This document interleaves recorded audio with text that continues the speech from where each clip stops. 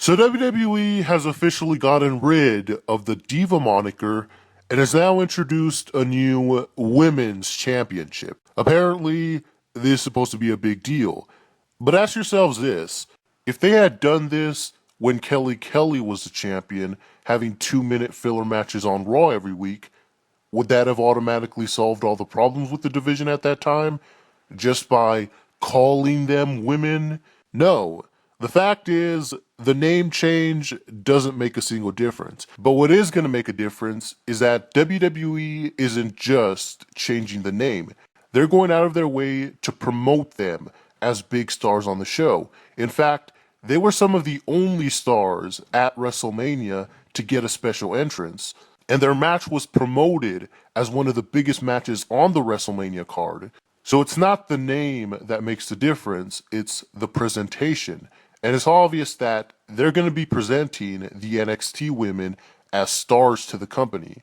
I do have a couple of concerns about this though. The first being that while WWE promotes Charlotte, Sasha, and Becky as these superstars that are revolutionizing the company, they're pretty much presenting the rest of the division the same as usual, where their segments are booked like filler, they're not doing anything to make people care, and commentary doesn't even try to put them over. It's the same standard presentation that we've been seeing with the Divas since 2009, and I think that's counterproductive. It's something that I've been saying since we started this channel. If you build the division around 1 or 2 or 3 women while treating the rest of them like enhancement talent, then the division will never truly thrive. But who knows?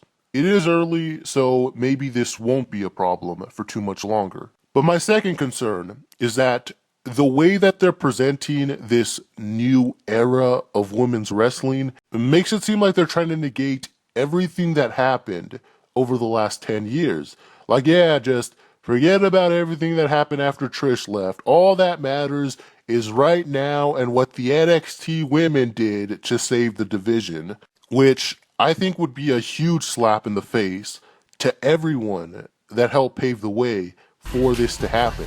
The Divas of the past that spent their careers trying to keep the division afloat after Trish and Lita left.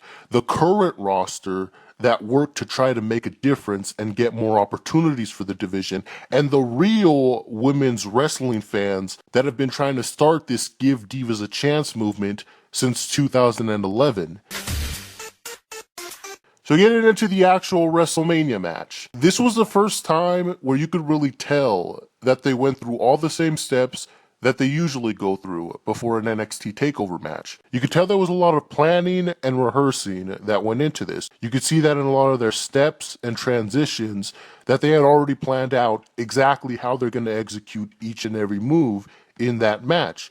And when you compare this match to just about every other match that they had before this on the main roster, you can really see the difference that the TakeOver preparation makes. When they're able to plan and practice their entire match for a month beforehand, they can make the match as good as they want.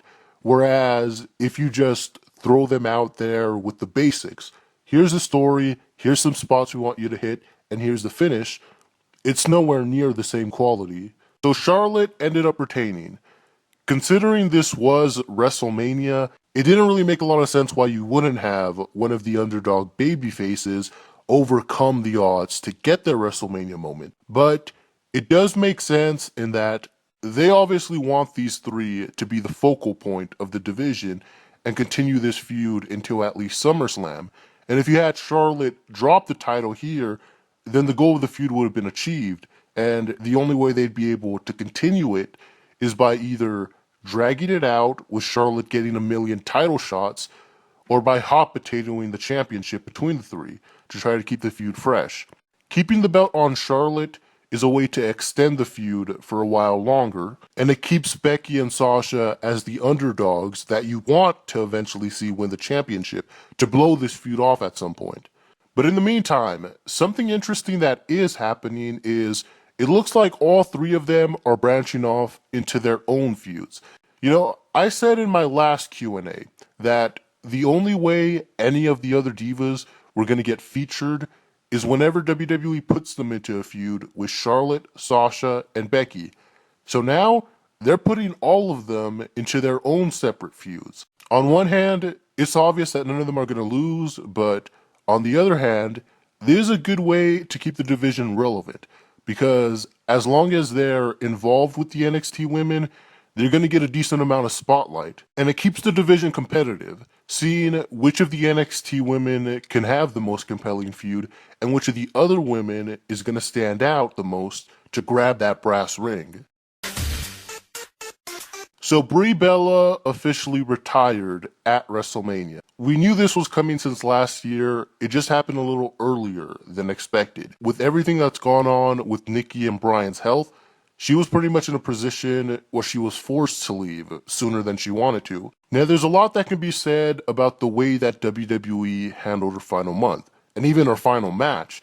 It was really lackluster. There was no build-up, it was a multi-diva tag team match that centered around Lana, it was on the pre-show, and the commentators didn't even mention that this was going to be Brie's last match. So I definitely think there was a lot of wasted potential for a send-off with Brie, especially now knowing that the Divas title was going to be retired anyway, so it makes even less sense why Brie couldn't have retired with the title. And there's always going to be that hole there of Brie never being able to get her redemption against Stephanie McMahon and the Authority. But regardless, she was able to end off her career with the greatest yes lock of all time, getting a final win on the grandest stage of them all, with her sister and her peers celebrating her final moments. It was a good enough ending in spite of how WWE played it up. And the good thing is that this isn't entirely the end. She left the door open for her to come back for more matches in the future. Now, I've gotten a couple of comments basically saying, oh, you bashed AJ for quitting, so that makes Brie a quitter. For one, if people really want to play that game, who are the ones that initially bashed the Bellas for taking a break a few years ago? Who are the ones bashing Total Divas just for being on a reality show? Who are the ones that started the idea that if you don't eat, sleep, and breathe wrestling, you aren't a real wrestler? But then once AJ quit, they immediately changed their stance to, oh, who cares if they want to do other things? How dare you not let them live their life? So if you really want to play that game, then guess what? You just lost. Maryse came back to help the greatest superstar of all time, The Miz, win back his Intercontinental Championship. Now, this is something that I've been looking forward to because Miz and Maryse make the perfect power couple. If there's one thing that we know about The Miz, it's that some of his best work has been partnered up with other superstars. You look at Alex Riley, The Awesome Truth, Miz and Mizdow. And now, this may be his best pairing to date because Maryse is obviously way more charismatic than any of those other jobbers. So I can see this pairing really pushing The Miz even further and elevating Maryse into the spotlight in the same way that Lana was elevated with Rusev. Because Maryse is one of the few real stars to come out of the Divas division during her time, which is why this is a pretty big deal. Even this feud with Zack Ryder, this could eventually lead to a mixed tag team match between Miz and Maryse and Zack Ryder and Emma. But obviously, the big feud that I'm hoping happens down the road is Maryse versus Summer Rae.